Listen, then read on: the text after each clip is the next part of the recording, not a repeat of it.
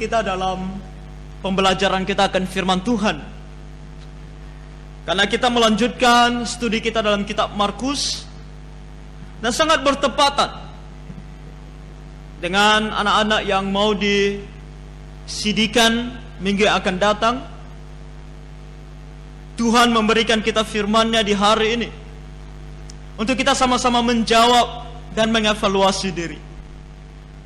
Orang Kristen seperti apakah kita ini? Ini bagi kita yang mau disidikan, dan tentu juga bagi kita yang sudah disidikan, atau mungkin sedang berpikir untuk disidikan. Karena ini semua berbicara tentang kita yang hidup di hadapan Tuhan dan memiliki kesempatan untuk mendengarkan firman Tuhan. Tuhan Yesus berbicara di dalam perumpamaan. Apa itu perumpamaan? Secara sederhana, perumpamaan artinya adalah sebuah cerita yang digunakan untuk menjelaskan kebenaran, yang mengilustrasikan, yang menggambarkan kebenaran itu sendiri. Perumpamaan sering digunakan oleh Tuhan Yesus untuk mengajarkan murid-muridnya dan semua orang yang mendengarkan. Menariknya, Tuhan Yesus berkata tujuan dia menggunakan perumpamaan pada saat ini. Tadi kita baca di ayat 9 dikatakan, dan katanya siapa mempunyai telinga untuk mendengar, hendaklah ia mendengar. Semua orang punya telinga. Tapi kenapa Tuhan Yesus katakan yang punya telinga? Seolah-olah kita semua tidak punya telinga, atau ada orang yang punya, ada orang yang tidak punya telinga. Padahal semuanya lahir dengan ada telinga. Kenapa Tuhan Yesus katakan siapa yang punya telinga? Ini adalah makna kiasan. Ini bukan berbicara tentang telinga kita jasmani, yang kita bisa lihat, yang kita bisa sentuh. Tetapi maknanya adalah siapa yang betul-betul mau mendengar. Semua orang bisa mendengar, tetapi tidak semua orang mau mendengar.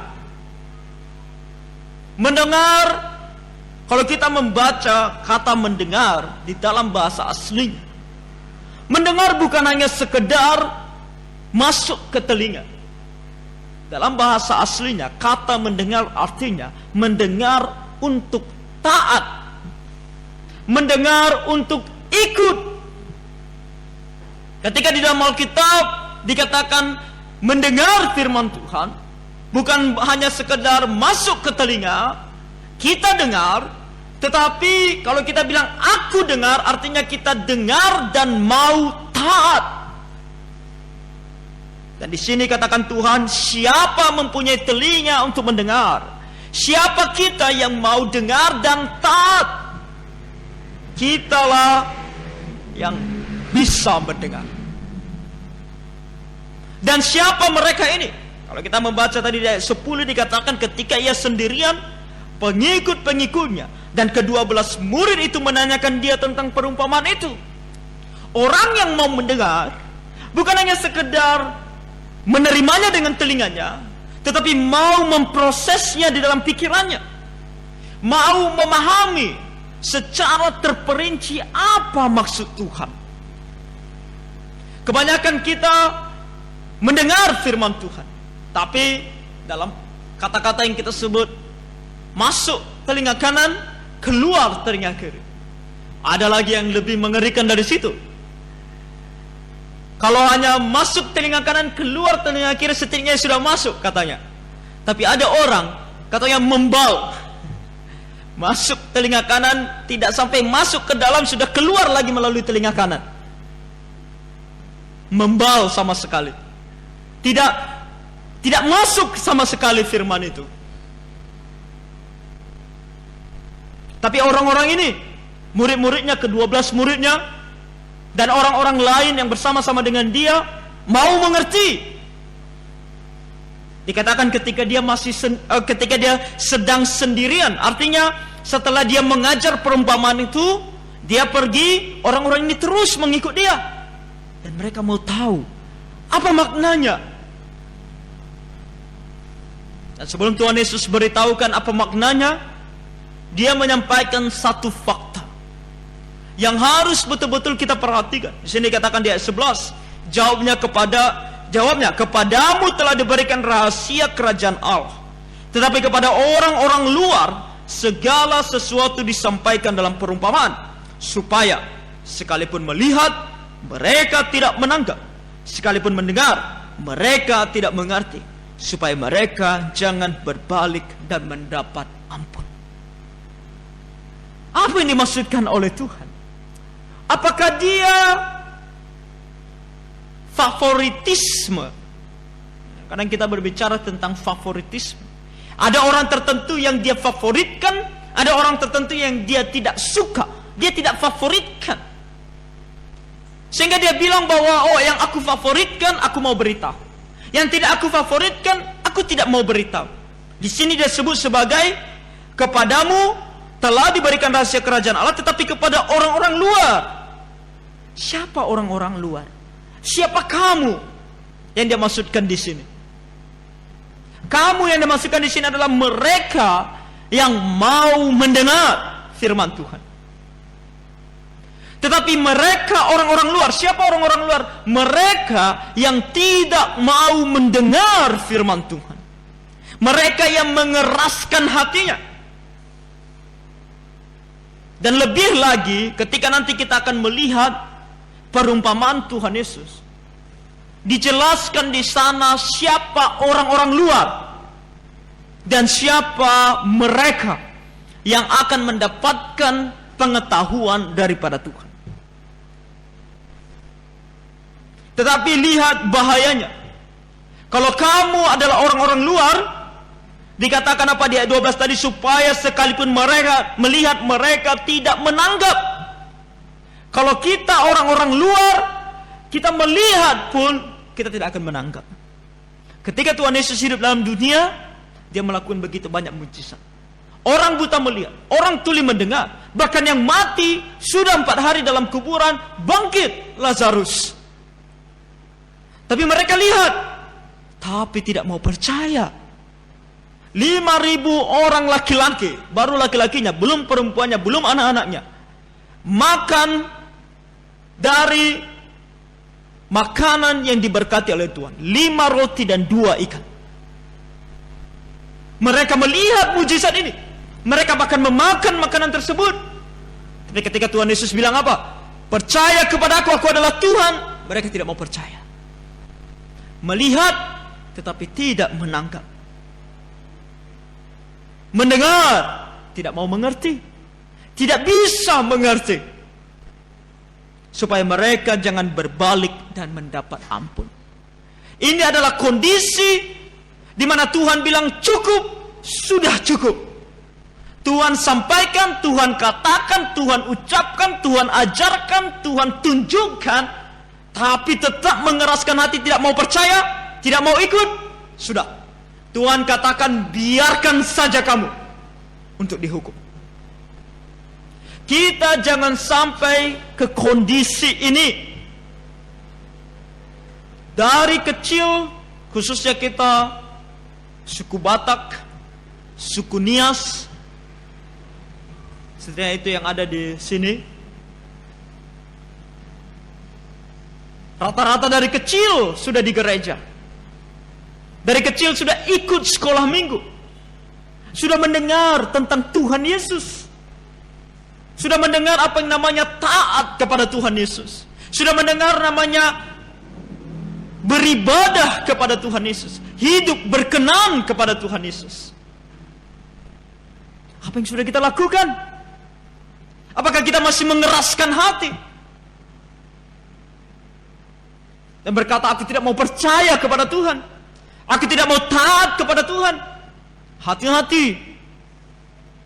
Karena kalau Tuhan sudah menghukum, kita mau cari pun tentang Dia, kita tidak temukan. Kita lihat, kita dengar, tapi tidak mengerti. Maka oleh karena itu selagi ada kesempatan, di pagi hari ini kita mau melihat, aku orang Kristen seperti apa. Jangan-jangan aku adalah orang-orang luar ini. Kiranya jangan ada di antara kita yang seperti ini. Maka oleh karena itu baiklah kita betul-betul melihat diri kita melalui perumpamaan Tuhan Yesus tentang 4 tanah yang berbeda. Ini adalah perumpamaan tentang 4 tanah. Kadang-kadang orang berbicara ini sebagai perumpamaan tentang seorang penabur. Dalam Alkitab kita dituliskan judulnya kan, perumpamaan tentang seorang penabur. Tapi kalau kita membaca, menyimak, dan lebih lagi mau betul-betul memperhatikan, ini bukan masalah penaburnya. Ini bukan tentang siapa penaburnya, tapi fokusnya adalah kepada tanahnya yang menerima benih yang ditabur. Tuhan Yesus berkata di ayat 3, dengarlah, adalah seorang penabur keluar untuk menabur. Pada waktu ia menabur, sebagian benih itu jatuh di pinggir jalan, lalu datanglah burung dan memakannya sampai habis. Jenis tanah yang pertama adalah tanah yang ada di pinggir jalan. Nah, kita lihat tanah yang ada di pinggir jalan. Jenis tanah yang ada di pinggir jalan, kalau mau kita bilang secara jujur, tidak ada tanahnya. Yang ada hanya kerikil. Dan di sini dikatakan, kalau kita melihat apa maksudnya di ayat 15, di ayat 14 dikatakan penabur itu menaburkan firman. Firman Tuhan ditaburkan. Firman Tuhan disampaikan. Tuhan Yesus sendiri adalah penabur, karena dia menyatakan firman Tuhan, menginjili. Pada zaman kita sekarang, begitu banyak penabur. Hamba-hamba Tuhan adalah penabur yang menyampaikan firman Tuhan. Alkitab kita sendiri bisa kita katakan juga bekerja sebagai penabur. Artinya ketika kita membacanya, ada firman Tuhan yang ditabur kepada kita. Jadi ada penabur, ada yang memberikan firman Tuhan. Dan orang-orang yang di pinggir jalan, ternyata tanah ini adalah jenis manusia, jenis orang yang menerima benih itu. Dan dikatakan orang-orang yang di pinggir jalan, tempat firman itu ditaburkan, ialah mereka yang mendengar firman. Lalu datanglah iblis dan mengambil firman yang baru ditaburkan di dalam mereka. Ini adalah jenis tanah yang gersang. Kita mendengarkan firman Tuhan. Orang-orang ini mendengarkan firman Tuhan. Tetapi bahkan firman tersebut tidak berakar sama sekali. Tidak menunjukkan adanya pertumbuhan sama sekali. Berapa bulan yang lalu, saya coba tanam sebuah mangga dalam sebuah polybag. Saya tanam mangga itu, bertunas. Tapi karena tidak saya rawat, mati dia. Saya bilang, saya coba lagi. Saya pergi beli mangga, saya makan mangganya, bijinya saya tanam lagi. Sampai hari ini, bijinya tersebut ada di atas tanah.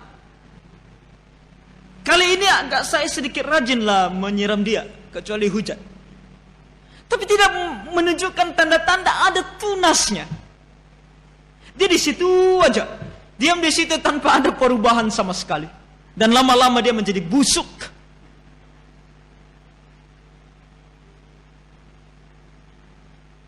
Kita mendengarkan firman Tuhan sudah berapa tahun? Sudah berapa lama kita diajarkan percaya kepada Tuhan Yesus, ikut Tuhan Yesus? Tapi adakah pertumbuhan dari firman Tuhan yang sudah kita dengarkan? Ketika kita berbicara, Alkitab mengajarkan kepada kita Mengikut Tuhan Yesus bukan hanya sekedar berkata, aku percaya Tuhan Yesus. Nah, minggu ini semua orang yang akan berdiri di depan ini akan menyatakan janjinya, menyatakan imannya. Ketika ditanya, apakah engkau sungguh-sungguh telah percaya kepada Tuhan Yesus? Ya, jawabannya. Tapi percaya kepada Tuhan Yesus ini bukan hanya sekedar bilang ya. Iman tanpa perbuatan pada hakikatnya adalah mati. Kalau kita berkata kita beriman, tapi tidak bisa kita tunjukkan melalui perbuatan kita, jangan-jangan kita tidak punya iman. Dan itu yang betul terjadi di sini. Firman itu ditaburkan, tetapi tidak tumbuh sama sekali. Adakah pertumbuhan di dalam iman kita kepada Tuhan? Adakah pertumbuhan dari firman Tuhan yang kita dengarkan selama ini? Atau kita begitu-gitu saja? Sebelum kita percaya Tuhan, begitu.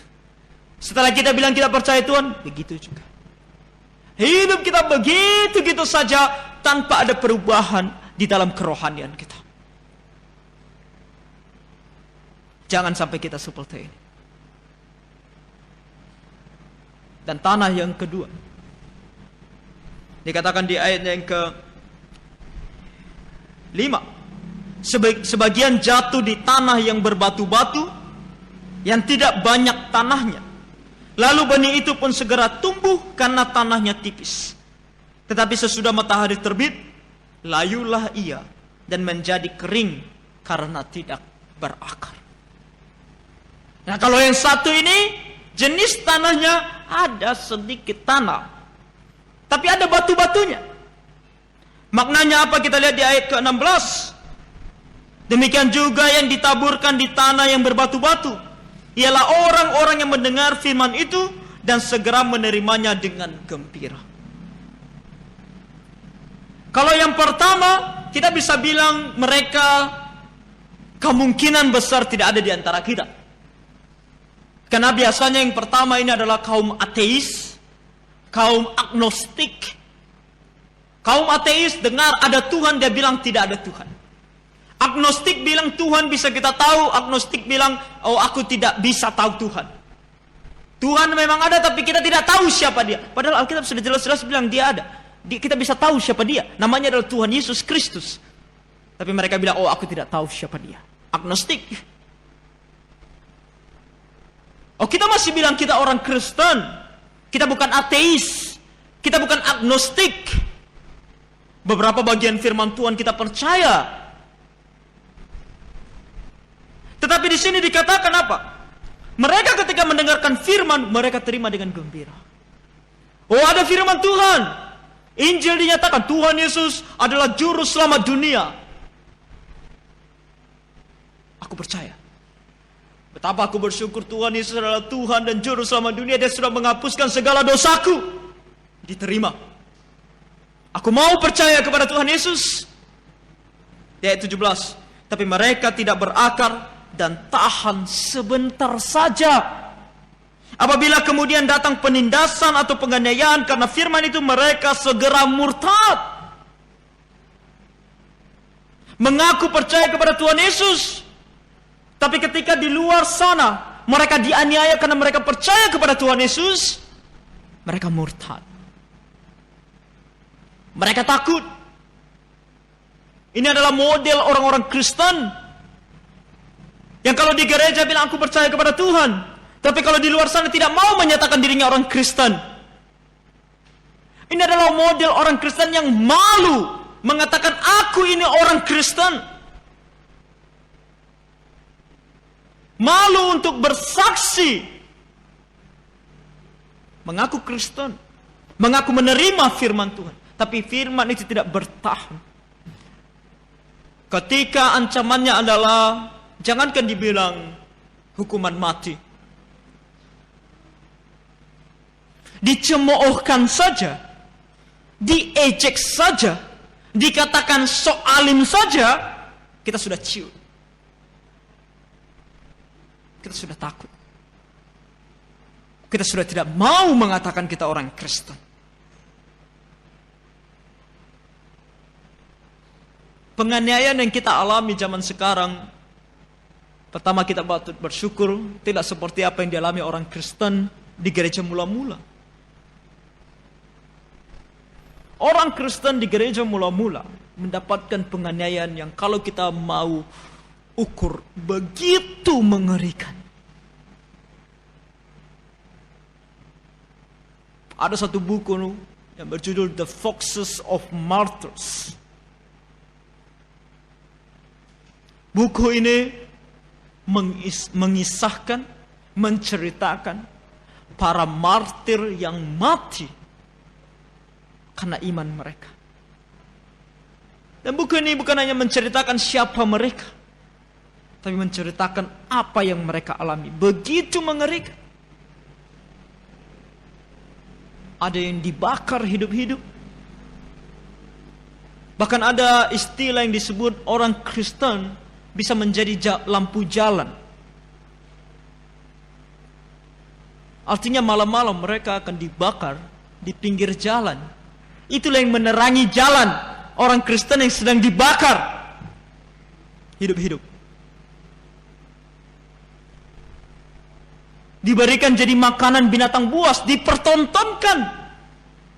Ada sebuah arena di mana orang-orang tidak percaya Tuhan akan menonton. Orang Kristen akan ditaruh di tengah-tengah tersebut dan dikeluarkan binatang buas, singa, harimau untuk makan dia. Hidup-hidup. Oh, ancamannya begitu mengerikan. Sekarang ancaman bagi kita apa? Dikatakan tidak gaul lah, tidak mengikuti perkembangan zaman lah, tidak fashionable.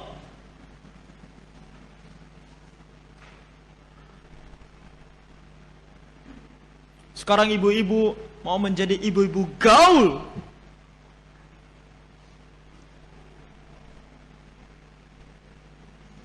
Tidak setia kawan kalau bapak-bapak.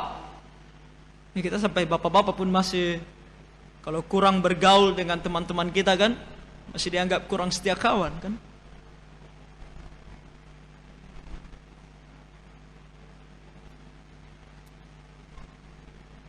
Ada firman yang kita dengar. Ada Injil yang kita dengar. Ada Tuhan Yesus yang juru selamat yang kita katakan, aku percaya. Tapi ketika kita dikatakan kurang gaul, firman Tuhan nanti.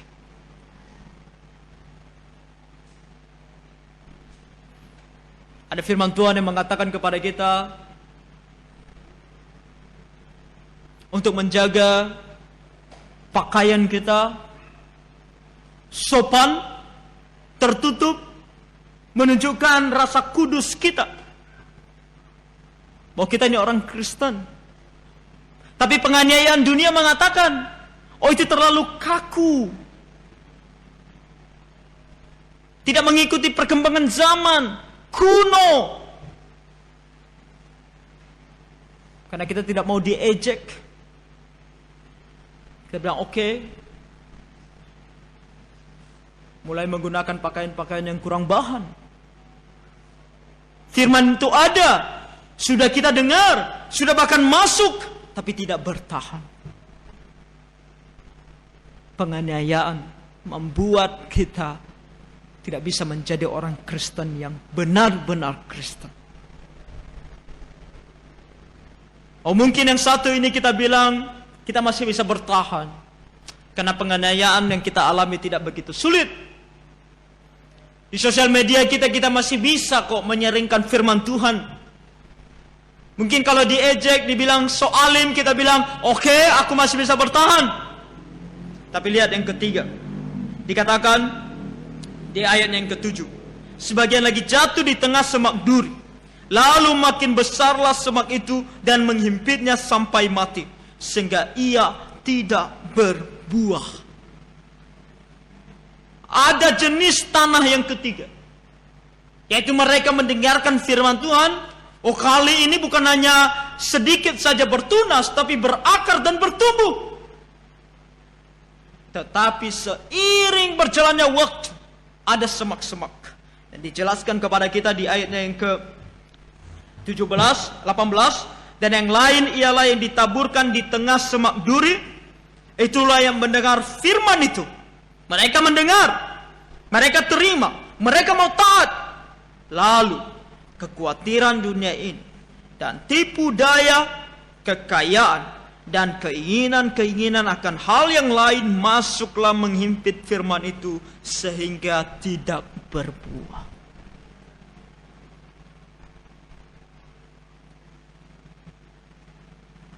Yang paling sering kita temukan yang satu ini.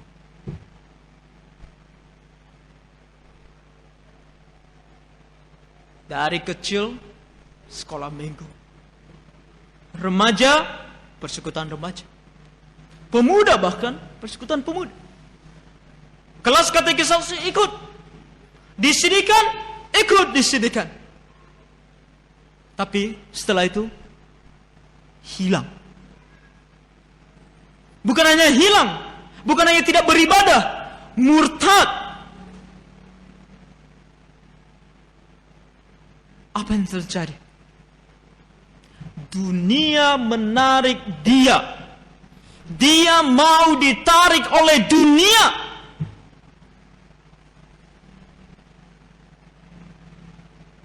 Kita harus betul-betul berpikir dan mengevaluasi diri. Hati-hati terhadap godaan dunia. Dan di sini sangat-sangat jelas apa yang Tuhan katakan, kekhawatiran dunia.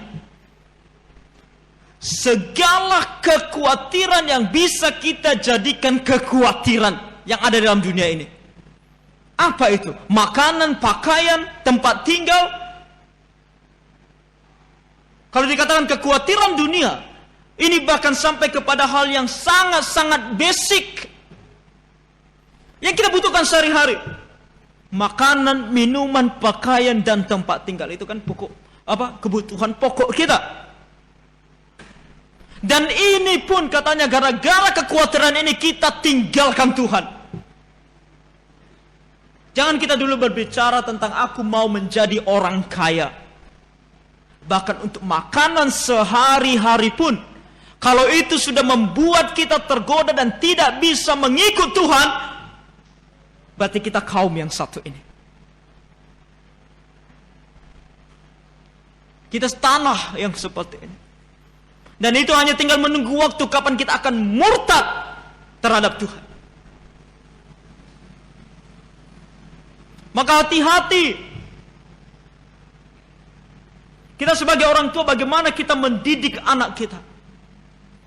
Apakah makanan mereka lebih penting daripada mereka berdoa kepada Tuhan? Apakah ujian mereka di sekolah lebih penting daripada mereka beribadah kepada Tuhan? Ada orang tua, ketika anaknya sekolah biasa, setiap hari Minggu datang sekolah Minggu, diantar ke sekolah Minggu. Tapi ada orang tua ketika anaknya akan ujian di sekolah, misalnya hari Senin sampai hari Sabtu ujian di sekolah, hari Minggunya tidak dibawa ke sekolah Minggu. Kenapa? Mereka bilang anak saya mau ujian besok, harus belajar di rumah.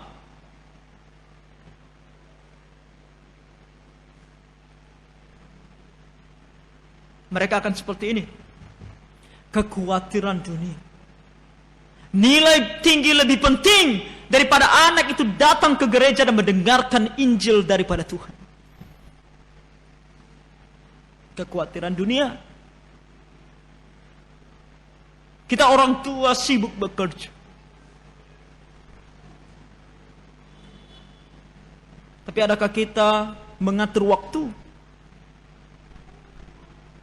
Sungguh-sungguh belajar firman Tuhan. Sungguh-sungguh merenungkan firman Tuhan. Ada waktu di mana kita sendiri dan berdoa kepada Tuhan. Membaca firman Tuhan dan merenungkannya. Apakah kita ada waktu di mana kita duduk bersama anak-anak kita dan membaca firman Tuhan? Merenungkan firman Tuhan bersama-sama dengan mereka. Mengajarkan mereka firman Tuhan. Kadang-kadang kita bilang, karena saya sibuk bekerja. Ketika ada waktu luang, biarlah saya bawa anak-anak saya jalan-jalan ke pantai, ke kolam berenang bersama mereka, ke bukit, kemana, pulang kampung, segala macam. Ini semua tidak salah. Ada yang kita sebut sebagai refreshing. Tapi lebih lagi, lebih penting lagi ketika ada waktu, bawa mereka kepada firman Tuhan. Kekhawatiran dunia bisa membuat kita tidak lagi mengikuti firman Tuhan. Anak-anak muda, ketika kamu masih SMP, ketika kamu masih SMA, mungkin kamu hanya belajar di sekolah. Segala kebutuhanmu mungkin orang tua masih penuhi. Tapi bagaimana setelah kamu tamat? Kamu mulai khawatir. Bagaimana kebutuhanku sehari-hari? Di mana aku harus bekerja? Pekerjaan seperti apa? Berapa penghasilannya? Nah, kamu mulai mencari kerja.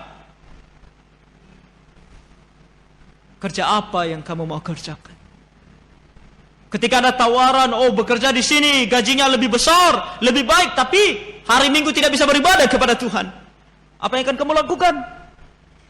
Kamu mendengar firman Tuhan. Selama ini berakar, karena setiap hari Minggu kamu datang beribadah kepada Tuhan waktu kamu sekolah. Selama ini berakar dia, tumbuh dia. Tapi karena kekhawatiran dunia, sekarang aku bukan lagi anak sekolah. Sekarang aku harus memenuhi kebutuhanku sehari-hari. Lebih baik aku bekerja pada hari Minggu. Karena perlu untuk makan. Tuhan Yesus bilang apa? Kita bahkan sampai menggunakan firman Tuhan kan? Untuk membela diri kita. Tuhan Yesus bilang apa? Manusia juga perlu makan roti. Rasul Paulus juga bilang, siapa yang tidak bekerja tidak boleh makan. Jadi aku harus bekerja. Tapi kita lupa ketika Tuhan Yesus bilang manusia itu perlu roti, dia bilang juga bahwa manusia bukan hanya hidup karena roti, tapi karena setiap firman yang keluar dari mulut Allah. Kita lupa itu. Bagian yang seperti itu kita lupakan. Kita hanya ingat yang menurut kita benar saja.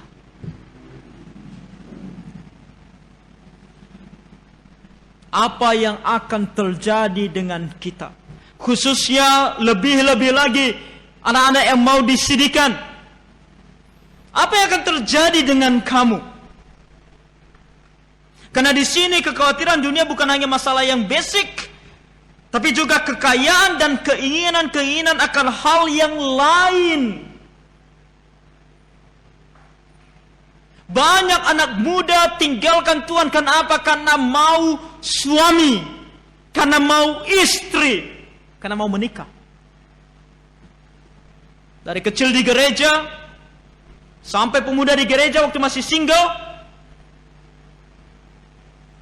lalu dia mempunyai tipe pria yang dia sukai. Kalau dia perempuan, kalau dia laki-laki, dia mempunyai tipe perempuan yang dia sukai. Tiba-tiba iblis melewatkan di depan dia seorang yang pas sekali dengan tipe dia, tapi tidak percaya Tuhan. Tidak percaya Tuhan. Apa yang akan kamu lakukan? Keinginan akan hal-hal yang lain. Keinginan akan suami, keinginan akan istri pun membuat kita jauh daripada Tuhan, bahkan murtad, tinggalkan Tuhan.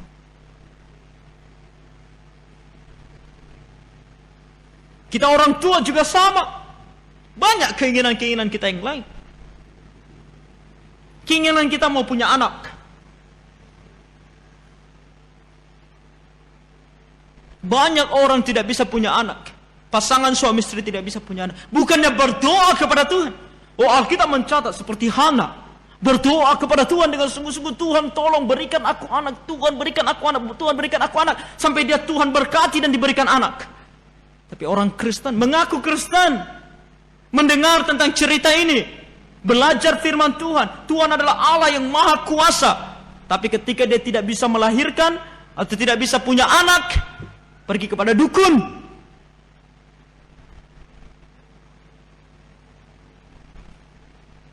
Keinginan kita untuk punya anak bisa membuat kita murtad terhadap Tuhan. Walaupun kita masih mengaku Kristen loh. Tapi ketika kita menyembah Allah lain, yaitu dukun, iblis, kita sudah tinggalkan Tuhan. Tuhan katakan, jangan ada padamu Allah lain kecuali aku. Tapi kita mengalahkan iblis. Setelah kita punya anak, banyak orang Kristen mengaku Kristen, tapi setelah punya anak tidak lagi beribadah. Kenapa? Karena pertama harus urus anak. Oh, anak saya harus diurus. Oke lah, kalau kita bilang 1 bulan pertama, 2 bulan anak itu masih kecil juga tidak bisa dibawa ke gereja. Firman Tuhan juga, kalau kita membaca kitab Imamat, dikatakan perempuan yang baru melahirkan 40 hari tidak boleh datang ke bait suci. Itu dalam perjanjian lama. Bukan karena Tuhan tidak sayang kepada mereka. Bukan karena Tuhan tidak cinta dengan mereka atau mau mereka menyembah Tuhan. Itu juga demi kebaikan mereka. Karena selama 40 hari itu biasanya perempuan yang baru melahirkan akan terus mengeluarkan darah. Dan kondisinya akan sangat-sangat lemah. Oh, Tuhan tahu dan Tuhan peduli. Tapi setelah itu,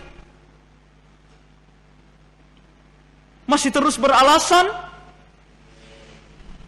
Bahkan anaknya ketika masih kecil, 2 tahun, 3 tahun, dia tetap beralasan tidak mau ke gereja. Kenapa? Oh, anaknya ribut. Kalau anakmu ribut, marahi dia.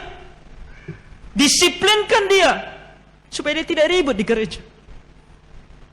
Makanya ada gereja, kita tidak ada aja, ini tidak salah ya.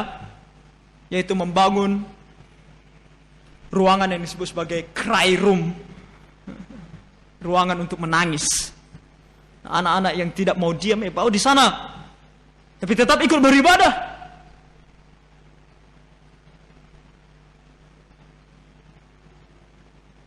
Kita harus disiplinkan mereka daripada kita tidak beribadah. Dan tentu, semakin anak kita besar, kalau masih kecil kebutuhan mereka adalah susu dan popok. Udah mulai mau sekolah, uang sekolah. Makanan mereka bertambah banyak. Kalau dulu hanya minum susu, kalau susu tidak bisa dibeli, kasih ASI, gratis. Tapi sekarang harus beli nasi, beli lauk, pakaian, sekolah. Wah, anak-anak cepat sekali bertumbuh. Hari ini kita beli pakaian mereka, 1 bulan, 2 bulan kemudian udah ganti lagi size-nya. Karena bertambah besar. Dari mana semua uang ini? Mendingan aku bekerja. Kita bilang beribadah kepada Tuhan, aduh, gimana ya? Ada kebutuhan juga yang harus dipenuhi. Semakin lama semakin tinggalkan ibadah. Semakin lama semakin tinggalkan persekutuan. Mungkin masih hadir 1-2 kali, tapi setelah itu hilang sama sekali. Saudara-saudara, hati-hati. Apakah kita dalam kondisi seperti ini?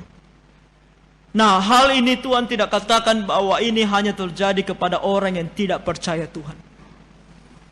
Penekanannya di sini bukan siapa percaya Tuhan, siapa yang tidak percaya Tuhan. Tapi ini bisa terjadi kepada kedua-duanya.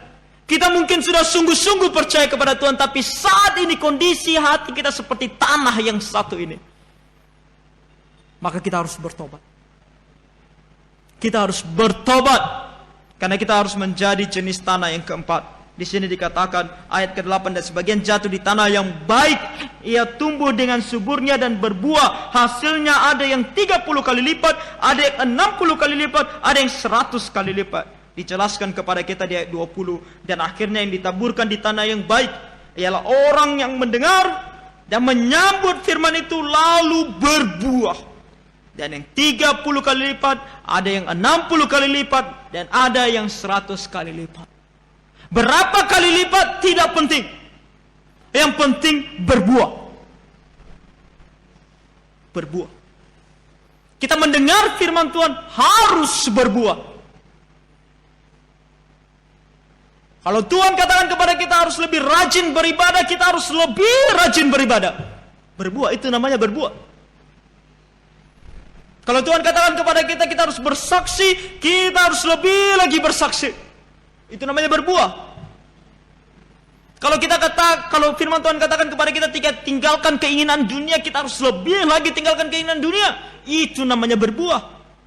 Ketika Tuhan katakan kepada kita, kamu yang masih single, hanya boleh menikah dengan orang yang percaya kepada Tuhan, maka kamu akan menikah dengan orang yang percaya kepada Tuhan. Itu namanya kamu berbuah. Dan ini adalah tipe orang Kristen sesungguhnya. Kalau kita bilang aku orang Kristen, maka kamu harus menunjukkan buahnya. Harus bisa menunjukkan buahnya. Tidak boleh tidak. Kalau tidak, jangan-jangan kamu bukan orang Kristen. Atau bahkan pasti kamu bukan orang Kristen. Konsekuensinya jelas. Kalau kamu bukan orang Kristen, penghukuman kekal. Konsekuensinya. Kita yang sudah mendengarkan firman Tuhan, apa yang akan terjadi dengan kita? Pagi hari ini saya bersyukur melihat kita semua yang hadir di gereja. Ada yang hadir hari ini. Apakah akan hadir lagi minggu depan? Apakah akan hadir lagi 2 minggu lagi? Apakah akan hadir lagi 3 minggu lagi? Akankah telah terus hadir setiap hari Minggu?